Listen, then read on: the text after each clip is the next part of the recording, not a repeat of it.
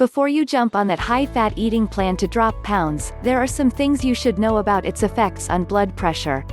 It's all the rage, the high-fat diet, or what's commonly called the keto plan for ketosis, which forces the body to burn fat for fuel. If you're on blood pressure medication and start a low-carb diet, there's a risk of the diet working too well. That could mean you experience low blood pressure. You may become too healthy for your current dosage of medication. Before I move on in this video, would you like to know exactly what you need to lose fat and get healthy without giving up your favorite foods or starving yourself? If your answer is yes, I have developed a 60-day personal keto diet which would be fully customized as per your gender, age, height, and weight. The customized keto diet is available absolutely free, but only for a limited time.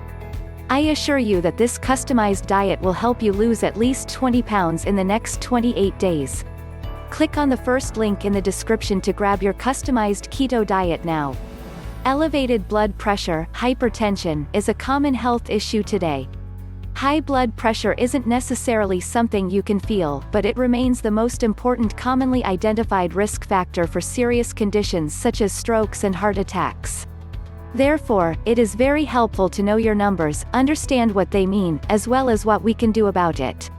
Regarding blood pressure, keto seems to decrease it more than any other diet that has been studied. A low-carbohydrate diet incorporating fats from olive oil along with vegetables and fish characteristic of the Mediterranean diet may be the best diet for lowering blood pressure. However, if your blood pressure increases after starting the diet, a couple of things may be happening. Here are some of the most common reasons for this phenomenon. Adapting to keto and/or dieting is increasing your stress levels, which leads to higher blood pressure. You have certain genes that cause higher sodium intake to increase blood pressure. For those that are struggling to adapt to the diet, make sure you are eating enough calories. Conversely, if your blood pressure increases in response to a higher sodium diet, consider increasing your intake of potassium from supplements, low-carb veggies, and avocados and limiting your salt intake. By increasing potassium intake and limiting sodium, you should be able to get your blood pressure under control. Medications are often prescribed to treat high blood pressure.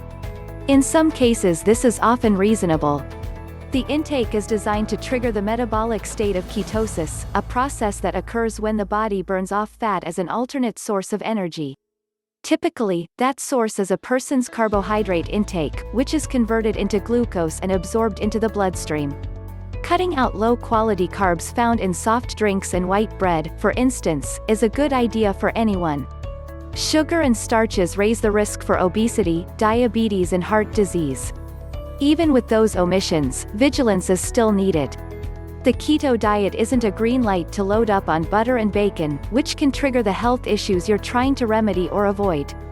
Make sure that the fats you are eating are healthy fats and not processed ones. Include extra virgin olive oil, avocado, salmon, for omega-3 fatty acids, nuts and nut butters. From a cardiovascular standpoint, these are all better. Weight gain after keto. Still, the long-term viability of keto isn't clear. While the short-term results are well documented, there's little research on whether following a keto diet is a safe or effective way to keep weight off indefinitely. Keto diets may be associated with some improvements in cardiovascular risk factors such as obesity and type 2 diabetes, but these effects are usually limited in time. Research has found that weight, cholesterol and blood pressure fluctuations caused by yo-yo dieting can increase the risk of heart attack or stroke by 40%. Consult your doctor before starting a keto diet. Regardless of their health status, all patients should consult their doctor before going on the keto diet. The reason, to rule out any existing concerns or ailments that could make the approach harmful to their heart or the rest of their body. A small subset of people appears to experience increased cholesterol levels on a low-carb diet, so a family history of heart disease should be discussed. It is important to rule out a genetic condition like familial hypercholesterolemia, which is characterized by very high cholesterol levels and a high risk of heart disease. Because excess protein must be broken down by the kidneys, people with kidney problems should avoid keto. Those with liver problems also face specific risk, as the diet involves higher concentrations of fat for the body to process. Beyond that, dietary basics should be part of the conversation, as a keto regimen can present unique nutritional deficiencies for herbivores and omnivores alike. If you're doing a very low plant-based diet, you run the risk of not having adequate intake of some of your phytonutrients and micronutrients.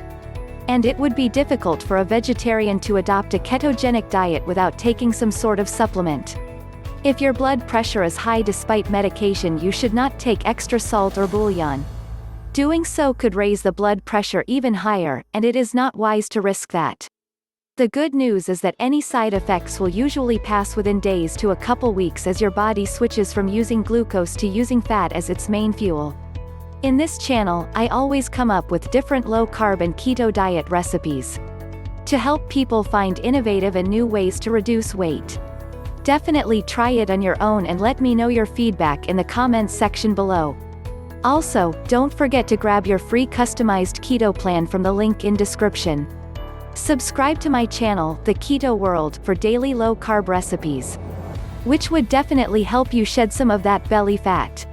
Like and share the recipe with your friends.